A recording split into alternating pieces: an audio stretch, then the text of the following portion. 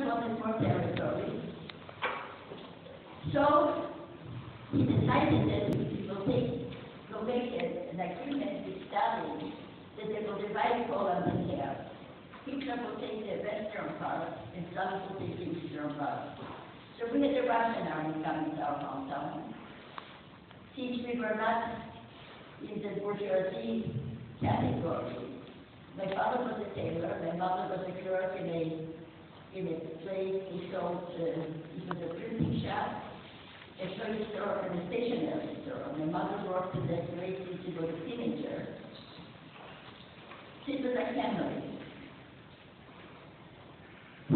Then the Russians came, our life had not like normal. Then the Lithuanians came, and this was normal too, and all of a sudden there was another war, and before you knew, the Nazis came to our hometown. And immediately there was curfew. We were not allowed to be outside between 6 in the evening and 6 in the morning. We were not allowed to walk on the sidewalks. We were only allowed to walk in the gutter. We did everything possible to intimidate us.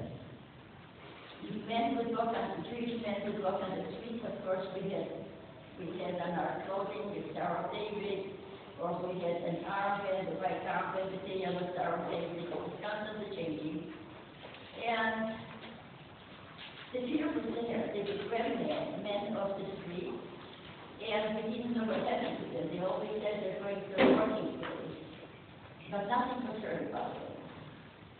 My father was arrested a month later when the Nazis came to my hometown, and my mother was trying to get him out from this money to buy him out, and the attorney she hired, he said at the end, "I'm sorry, I cannot help you." But after the war, because maybe about 10 or 15 years ago, we wanted to go to my hometown, and I knew that the Nazis always kept perfect records. And we wanted to know if we could find my father's name. And there was a Lithuanian, he was the chief of police in my hometown. And they lived in the Boston area. So the State Department wanted to throw him out of the country.